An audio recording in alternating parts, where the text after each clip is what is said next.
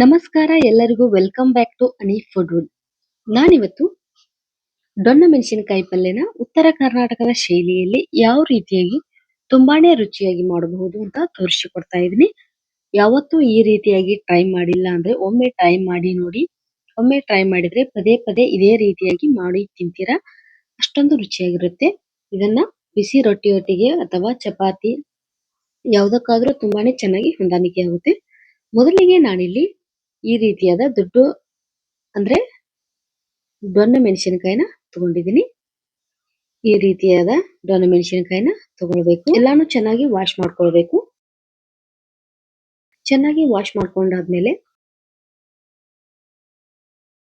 ಈ ರೀತಿಯಾಗಿ ಚಾಕುವಿನ ಸಹಾಯದಿಂದ ಮಧ್ಯಕ್ಕೆ ಕಟ್ ಮಾಡಿ ಇಟ್ಕೊಳ್ಬೇಕು.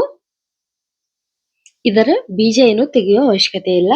ಇದು ಯಾಕಂದ್ರೆ ತುಂಬಾ ಖಾರವಾಗಿ ಇರೋದಿಲ್ಲ ಬೀಜ, ಹಾಗಾಗಿ ಎಲ್ಲಾನು ಸಹ ಈ ರೀತಿಯಾಗಿ ಕಟ್ ಮಾಡಿ ಇಟ್ಕೊಂಡಿದ್ದೀನಿ ನಾನಿಲ್ಲಿ. ನಂತರ ಸ್ಟೋವ್ ನ ಆನ್ ಮಾಡಿ ಇದಕ್ಕೆ ಬೇಕಾದ ಮಸಾಲೆನ ಇಟ್ಕೊಳ್ಳೋದಕ್ಕೆ ನಾನಿಲ್ಲಿ ಒಂದು ಬೌಲ್ ಆಗುವಷ್ಟು ಶೇಂಗಾ ಬೀಜನ ತಗೊಳ್ತಾ ಇದ್ದೀನಿ. ಉರಿನ ಲೋ ಫ್ಲೇಮ್ ನಲ್ಲೇ ಇಟ್ಕೊಂಡು ಚೆನ್ನಾಗಿ ಫ್ರೈ ಮಾಡ್ಕೊಳ್ಬೇಕು ಶೇಂಗಾ ಬೀಜನ.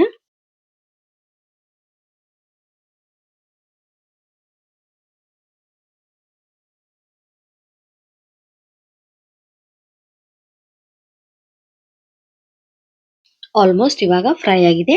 ಇದನ್ನ ಒಂದು ಸ್ಪೂನ್ ಸಹಾಯದಿಂದ ಬೇರೆ ತಟ್ಟೆಗೆ ತೆಗೆದು ಇಟ್ಕೊಳ್ತಾ ಇದ್ದೀನಿ. ನಂತರ ಅದೇ ಪಾತ್ರೆಗೆ 2 ಟೇಬಲ್ ಸ್ಪೂನ್ ಆಗುವಷ್ಟು ಎಣ್ಣೆನ ಹಾಕೊಂಡಿದ್ದೀನಿ.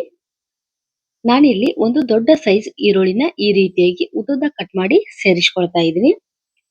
ಇದನ್ನ ಚೆನ್ನಾಗಿ ಎಣ್ಣೆಯಲ್ಲಿ ಫ್ರೈ ಮಾಡ್ಕೊಳ್ಬೇಕು. ಇದನ್ನ ಎಷ್ಟು ಚೆನ್ನಾಗಿ ಫ್ರೈ ಮಾಡ್ಕೊಳ್ತೀವೋ ಅಷ್ಟು ಚೆನ್ನಾಗಿ ಪಲ್ಯ ಟೇಸ್ಟ್ ಬರುತ್ತೆ. ನೋಡಿ, ಈ ರೀತಿಯಾಗಿ ಬ್ರೌನ್ ಕಲರ್ ಬರಬೇಕು, ಅಲ್ಲಿವರೆಗೂ ಫ್ರೈ ಮಾಡ್ಕೊಳ್ಬೇಕು. ನಂತರ ಇದಕ್ಕೆ ಗುರೆಳ್ಳು ಕಾಳುಗಳನ್ನ ಸೇರಿಸ್ಕೊಳ್ತಾ ಇದ್ದೀನಿ. ನಂತರ ಕೊತ್ತಂಬರಿ ಬೀಜ ಮತ್ತೆ ಜೀರಿಗೆನೂ ಸಹ ಫ್ರೈ ಮಾಡ್ಕೊಳ್ಬೇಕು. ಉರಿ ಮಾತ್ರ ಲೋ ಫ್ಲೇಮ್ ನಲ್ಲೇ ಇರಬೇಕು. ನಂತರ ಅರ್ಧ ಬಟ್ಲಾಗುವಷ್ಟು ಒಣ ತೆಂಗಿನ ತುರಿನ ಸೇರಿಸ್ಕೊಳ್ತಾ ಇದ್ದೀನಿ. ಒಣ ತೆಂಗಿನಕಾಯಿ ತುರಿನ ಸೇರಿಸ್ಕೊಳ್ಳೋದ್ರಿಂದ ತುಂಬಾನೇ ಟೇಸ್ಟಿಯಾಗಿ ಬರುತ್ತೆ ಪಲ್ಯ.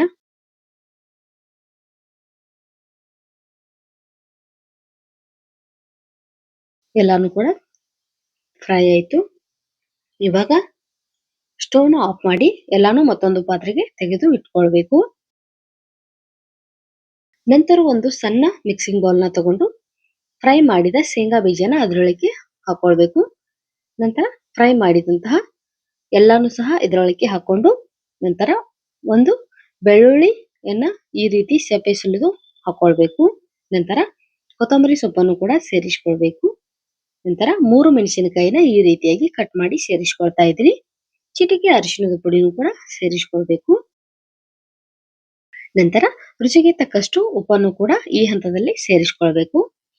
ನಂತರ ಸ್ವಲ್ಪನೇ ನೀರನ್ನ ಹಾಕೊಂಡು ತರಿಯಾಗಿ ಗ್ರೈಂಡ್ ಮಾಡ್ಕೊಳ್ಬೇಕು. ಈ ರೀತಿಯಾಗಿ ತರಿಯಾಗಿ ಗ್ರೈಂಡ್ ಮಾಡ್ಕೊಂಡ್ರೆ ಟೇಸ್ಟ್ ಅನ್ನೋದು ತುಂಬಾ ಚೆನ್ನಾಗಿ ಬರುತ್ತೆ. ತುಂಬಾ ಸಣ್ಣದಾಗಿ ಕೂಡ ಗ್ರೈಂಡ್ ಮಾಡ್ಕೊಳ್ಳಿಕ್ಕೆ ಹೋಗ್ಬಾರ್ದು. ನಂತರ ಕಟ್ ಮಾಡಿ ಇಟ್ಕೊಂಡಂತಹ ಕ್ಯಾಪ್ಸಿಕಮ್ ಒಳಕ್ಕೆ ಈ ಮಸಾಲೆನ ಈ ರೀತಿಯಾಗಿ ತುಂಬಿಕೊಳ್ಬೇಕು. ನೋಡಿ, ಒಂದು ಪಾತ್ರೆಗೆ ಮಸಾಲೆನೆಲ್ಲ ತಗೊಂಡಿದ್ದೀನಿ. ಅದನ್ನ ಈ ರೀತಿಯಾಗಿ ಮಧ್ಯಕ್ಕೆ ಕಟ್ ಮಾಡಿದಂತಹ ಭಾಗದಲ್ಲಿ ಈ ಮಸಾಲೆನ ಈ ರೀತಿಯಾಗಿ ಫಿಲ್ ಮಾಡ್ಕೊಳ್ಬೇಕು. ಸ್ವಲ್ಪ ಜಾಸ್ತಿನೇ ಮಸಾಲೆನ ಹಾಕೊಂಡ್ರೆ ತುಂಬಾ ಚೆನ್ನಾಗಿರುತ್ತೆ ಟೇಸ್ಟು. ಈ ರೀತಿ ಎಲ್ಲದಕ್ಕೂ ಕೂಡ ಇವಾಗ ಮಸಾಲೆನ ಫಿಲ್ ಮಾಡಿ ಇಟ್ಕೊಂಡಿದ್ದೀನಿ. ಕೊನೆಯಲ್ಲಿ ಸ್ವಲ್ಪ ಮಸಾಲೆನ ಇಟ್ಕೊಳ್ಬೇಕು. ನೋಡಿ, ಇಷ್ಟು ಮಸಾಲೆನ ತೆಗೆದು ಇಟ್ಕೊಂಡಿದ್ದೀನಿ. ನಂತರ ಸ್ಟೋವ್ ನ ಆನ್ ಮಾಡಿ ಒಲೆ ಮೇಲೆ ಬಾಣಲೆ ಇಟ್ಟು ಅದಕ್ಕೆ 2 ಟೇಬಲ್ ಸ್ಪೂನ್ ಆಗುವಷ್ಟು ಎಣ್ಣೆನ ಹಾಕೊಂಡು ಸ್ಟೋವ್ ನ ಆನ್ ಮಾಡಬೇಕು. ನಂತರ ಎಣ್ಣೆ ಎಲ್ಲ ಕಾದಾದ್ಮೇಲೆ 1 ಟೀ ಸ್ಪೂನ್ ಆಗುವಷ್ಟು ಸಾಸಿವೆನ ಸೇರಿಸಿಕೊಂಡು ಸಾಸಿವೆ ಎಲ್ಲ ಚಿಟಪಟ ಅಂತ ಸಿಡಿದಾದ್ಮೇಲೆ ಫಿಲ್ ಮಾಡಿ ಇಟ್ಕೊಂಡಂತಹ ಕ್ಯಾಪ್ಸಿಕಮ್ ನ ಇದರೊಳಗೆ ನಿಧಾನವಾಗಿ ಒಂದೊಂದಾಗಿ ಬಿಡಬೇಕು. ಇವಾಗ ಸ್ಪೂನ್ ನ ಸಹಾಯದಿಂದ ಈ ರೀತಿಯಾಗಿ ಒಂದೊಂದೇ ಕ್ಯಾಪ್ಸಿಕಮ್ ನ ತುರಿಕೊಳ್ತಾ ಹೋಗ್ಬೇಕು. ಯಾಕಂದ್ರೆ ಕ್ಯಾಪ್ಸಿಕಮ್ ಅನ್ನೋದು ಸ್ವಲ್ಪ ಕಲರ್ ಚೇಂಜ್ ಆಗ್ಬೇಕು. ಫ್ರೈ ಆದ್ರೆ ಪಲ್ಯ ಟೇಸ್ಟ್ ಕೂಡ ತುಂಬಾನೇ ಚೆನ್ನಾಗಿ ಬರುತ್ತೆ. ಹಸಿಯಾಗಿ ಇದ್ರೆ ಅಷ್ಟೊಂದು ಟೇಸ್ಟ್ ಚೆನ್ನಾಗಿ ಬರುವುದಿಲ್ಲ. ಸ್ವಲ್ಪ ಒಂದ್ ಸೈಡ್ ಆದ್ರೂ ಫ್ರೈ ಆಗಿರೋ ತರ ಕಾಣ್ಬೇಕು. ನೋಡಿ, ಇವಾಗ ನೋಡಿದ್ರೇನೆ ಗೊತ್ತಾಗುತ್ತೆ ಯಾವ ರೀತಿಯಾಗಿ ಕ್ಯಾಪ್ಸಿಕಮ್ ಎಲ್ಲ ಫ್ರೈ ಆಗಿದೆ ಅಂತ. ಈ ಹಂತದಲ್ಲಿ ಉಳಿದಿರುವಂತಹ ಮಸಾಲೆಗೆ ಸ್ವಲ್ಪ ನೀರನ್ನ ಹಾಕೊಂಡು ಅದನ್ನ ಬಾಣಲೆಗೆ ಸೇರಿಸ್ಕೊಳ್ಬೇಕು. ನಂತರ ಮಿಕ್ಸಿ ತೊಳೆದ ನೀರನ್ನು ಕೂಡ ಸೇರಿಸ್ಕೊಳ್ಬೇಕು. ಕನ್ಸಿಸ್ಟೆನ್ಸಿಗೆ ತಕ್ಕಂತೆ ನೀರನ್ನ ಹಾಕೊಳ್ಬೇಕು. ಕ್ಯಾಪ್ಸಿಕಮ್ ಇಲ್ಲಿ ಬೇಯೋದಿಕ್ಕೆ ಎಷ್ಟು ನೀರು ಬೇಕು ಅಷ್ಟು ನೀರನ್ನ ಸೇರಿಸ್ಕೊಂಡು ಲಿಡ್ ಅನ್ನ ಕ್ಲೋಸ್ ಮಾಡಿ 10 ನಿಮಿಷ ಆದ್ರೂ ಬಿಟ್ಮೇಲೆ ಈ ರೀತಿಯಾಗಿ ಲಿಡ್ ಅನ್ನ ಓಪನ್ ಮಾಡಿದ್ರೆ ಈ ರೀತಿ ಕುದಿ ಬರುತ್ತಿರುತ್ತೆ. ಸ್ಪೂನ್ ನ ಸಹಾಯದಿಂದ ಈ ರೀತಿಯಾಗಿ ಮತ್ತೊಂದು ಸೈಡು ಹೊಳಿಸಿ ಹಾಕೊಳ್ಬೇಕು. ಈ ರೀತಿಯಾಗಿ ಹೊಳಿಸಿ ಹಾಕೊಳ್ಳೋದ್ರಿಂದ ಎರಡು ಸೈಡು ಕೂಡ ತುಂಬಾನೇ ಚೆನ್ನಾಗಿ ಬೇಯುತ್ತೆ.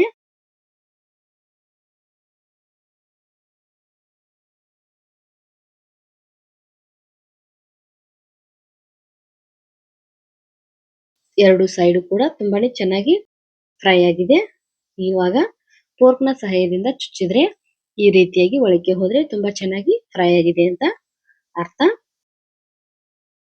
ನಿಮಗೆ ಇನ್ನೊಂದ್ ಸ್ವಲ್ಪ ನೀರು ಬೇಕಾದ್ರೂ ಕೂಡ ಸೇರಿಸ್ಕೊಳ್ಬಹುದು. ಮತ್ತೆ ಲಿಡ್ ಅನ್ನ ಕ್ಲೋಸ್ ಮಾಡಿ